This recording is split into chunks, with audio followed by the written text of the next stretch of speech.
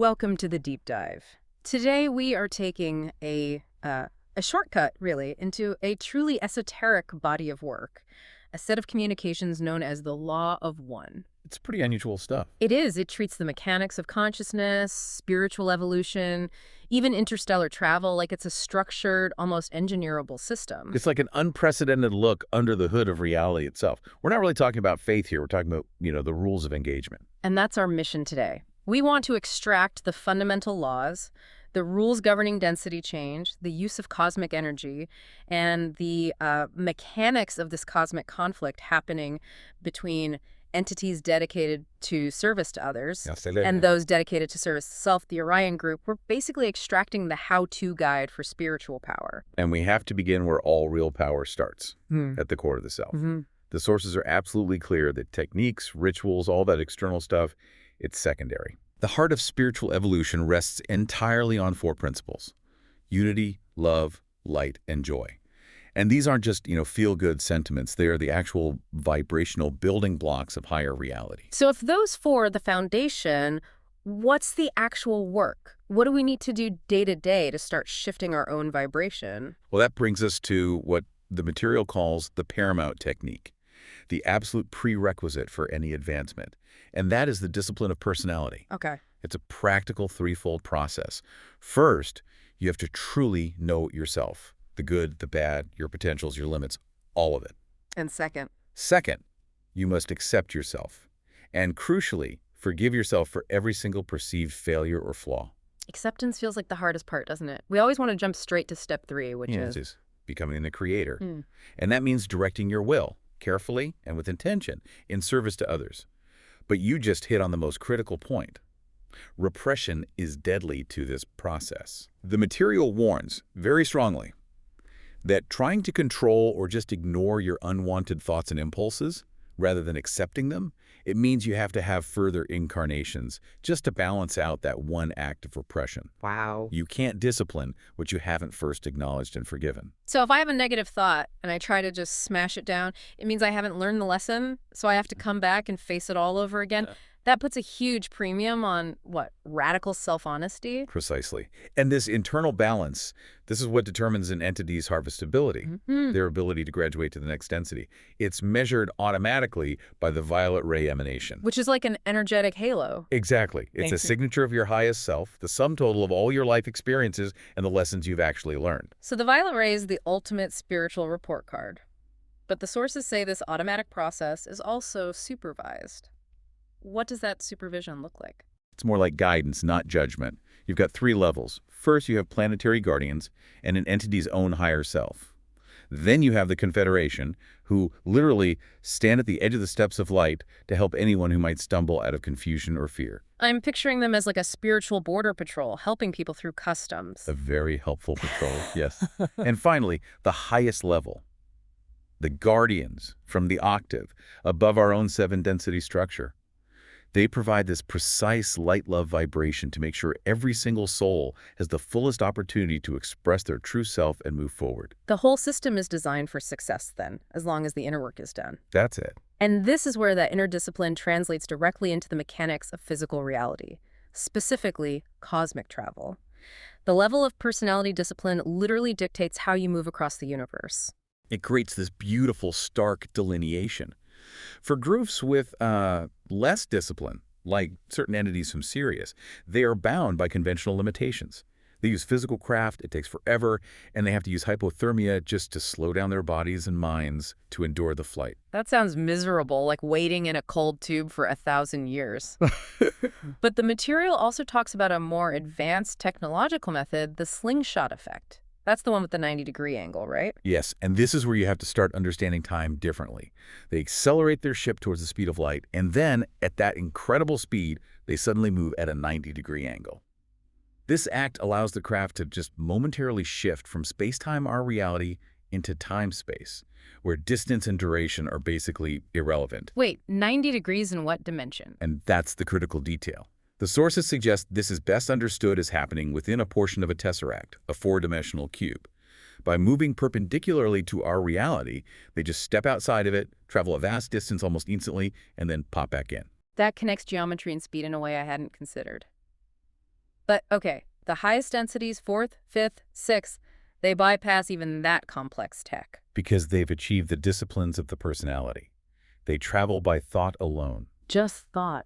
The act of viewing the entire universe as a single, unified being gives them total mastery over matter. They can materialize a craft if they need one, but often they just move. And this ability comes directly from the disciplines we were just talking about. By the time a positive 5th density being moves to 6th, they've pretty much stopped using any outer technology for travel. That is fascinating. But why does the negative path rely on technology so much more? You see 4th density negatives using the slingshot effect like 80% of the time. It tracks perfectly with their philosophy of control and separation. The positive path masters thought through unity and service, recognizing the self in everything. The negative path gets power by mastering others and dominating the self.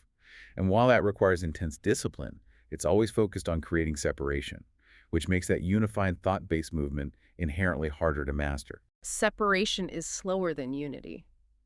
That's a powerful idea. Okay, let's pivot from cosmic travel to cosmic energy, specifically how geometry affects light. First, we have to understand the energy itself. The sources say your mind-body-spirit complex isn't a machine, it's a tone poem of 7 energy centers. And the energy that sustains it is lightsome, call it prana, which is the first distortion of the creator, and it naturally spirals upward. And the pyramid, the Giza geometry, acts as a training aid for this spiraling light, a kind of intensifier. Exactly. It's a passive collector. It scoops in prana through the base. But crucially, the shape itself does no work. It just provides a coherent focus. What's special about that geometry, the 76-degree angle? That specific angle, 76 degrees in 18 minutes, is perfect for healing. It funnels the light into distinct areas for different purposes. You've got 2 key spots inside. The Queen's Chamber is the place for initiation and study. What makes it initiatory? The energy there focuses that spiraling light so intensely that to stand in it, you're basically forced to match its vibration. It amplifies the need for your own will to call forth your inner light. It's a point of confrontation, really. It's less like an old power plant and more like a spiritual centrifuge. And then there's the King's Chamber, which is offset. And that offset position is key. It represents the light spiral in motion. When you're in that spot, your normal energetic blueprint, your magnetic nexi, they get briefly and forcibly interrupted. This creates what the material calls a possibility-probability vortex. A vortex for probability. What does that even mean? It means, for that brief moment, you have the highest possible chance of spontaneously choosing a less discorded, less blocked energy configuration. The pyramid doesn't heal you. It forces an energetic disruption that makes self-healing instantly possible, if the will is there. The power seems incredible, but the danger of misuse feels equally high. How does this light actually divide up inside the structure? It gets focused into 3 different spirals. The first spiral is that healing and study light that moves through the King's Chamber position. The second spiral is much larger, focusing light from the red end of the spectrum. That's mainly for physical construction in later densities. It's just raw power. And the third spiral, this is the one we have to be careful with. Absolutely. This energy radiates from the very apex. It provides these strong positive shocks to electromagnetic fields. If you're exposed for too long, say over 30 minutes, the sources say it could be deleterious, it can cause trauma. But it has a higher purpose. It does. If this energy is strong enough, like in places like the Bermuda Triangle where these effects can linger, it can actually change the local space-time continuum and allow for instantaneous transdimensional leaps. So the most dangerous energy in the pyramid connects directly to the thought travel used by 5th density beings. The geometry literally replicates the dimensional shift that the most disciplined minds can achieve. It does. But, the source is very clear. The King's Chamber healing effect is not recommended now because of misuse. It forces a mandatory disruption of the arm ring. And you need a fully crystallized being, a true adepted Mao, to administer that safely. Moving from the geometry of these aids back to the body itself, let's talk about healing. If inner work is the master key, what is the healer's role? The sources state definitively that the crystallized healer is simply a channel for intelligent energy. They aren't the one doing the healing. Right. They offer an opportunity for the other person to heal themselves by providing a sort of less distorted mirror of the creator's light. So for a healer to be a clean channel, they have to work on themselves first, achieve their own balance. How does that work in practice as a technique? Their job is to visualize, through their own balanced self and maybe a crystal, the less distorted state of the other person. They might use dangling weights to find energy blockages.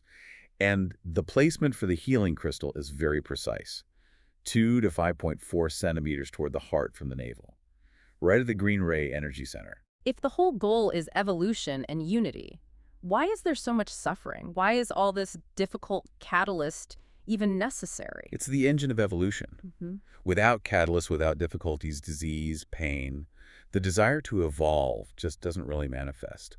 The sources actually give this compelling analogy for what we're seeing on a global scale. What's that? They say the planet itself acts as a single entity, and its heating effects, things like geological shifts, they're like a disease in a body. Wait, you're saying the Earth's fever, its turmoil, is caused by our collective disharmony? Exactly. It's caused by the collective spiritual and mental biases of all of us living on it. Yeah. Our consciousness creates planetary catalysts. And individuals program their own lives for specific catalysts, depending on their polarity. What's the difference in that programming? Well, for positive entities, those in service to others, they might program in painful conditions to correct a bias or just to increase their opportunities to serve. And interestingly, they're more likely to have physical distortions because they're less focused on self-interest and just maintaining the body. And the negative path. They usually program for wealth, ease, power, so they often have strong health because they're prioritizing the physical body that lets them dominate. But they might also choose painful conditions, but only if that pain can be used to hone negative thoughts, like anger or hatred, to further their polarization. Everything is tailored for maximal spiritual acceleration, one way or the other. That's it. This brings us right to the cosmic conflict. If we encounter non-terrestrial entities, how can we tell the difference between the positive confederation and the negative Orion group? The psychological and spiritual effect is the dead giveaway.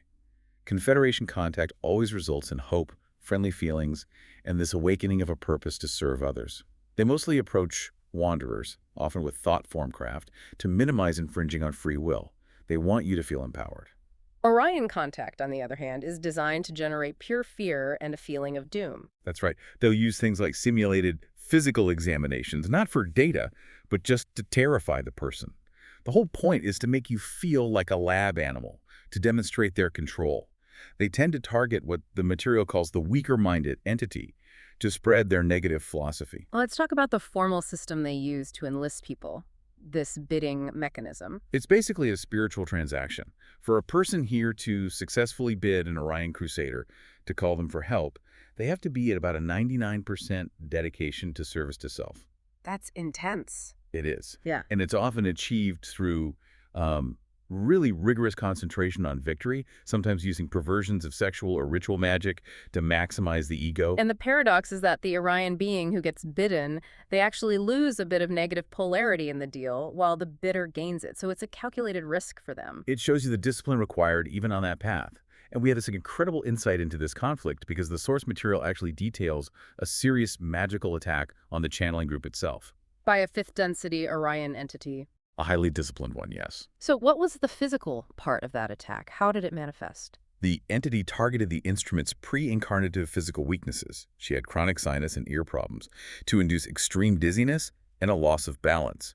The hope was to cause a fall, an accident, something to remove the light. A direct assassination attempt designed to look natural. Yes, and the magical plan behind it went even deeper.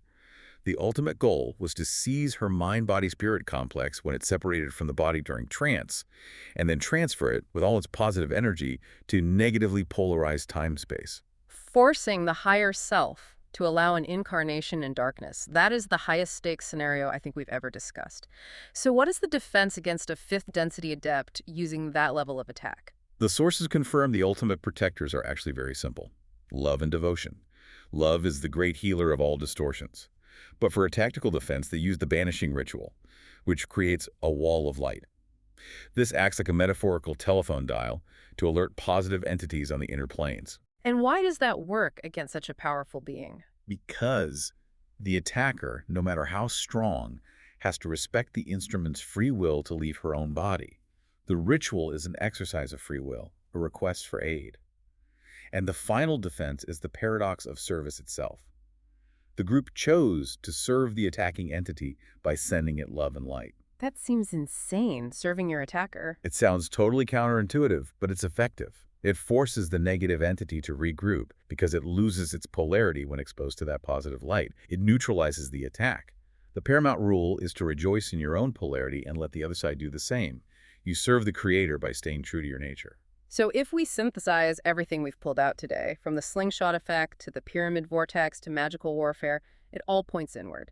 The master key to everything is the disciplines of the personality. It is. All these techniques for FTL travel, healing, defense, they all depend on the purity and direction of your will. And that inner work is fueling major changes on the planet right now. The sources note that a new, smallish group, about 35,000 entities, have recently incarnated who are doubly activated. They have fourth density abilities and third density bodies. You mean they have paranormal abilities? Yes. Yeah. They can do things like mentally bend metal as a birthright. Now contrast that with wanderers from, say, the fifth or sixth density. They arrive and are subject to the forgetting process and have to spend years relearning the disciplines they once mastered. So we have a generation coming in now where the next level of ability is just their baseline, not the goal. What does it mean for our immediate future that the next wave of consciousness doesn't need to struggle with the idea of unity? They arrive with paranormal abilities as an internal, known fact. That is the question worth mulling over deeply as you continue your own journey of self-discovery.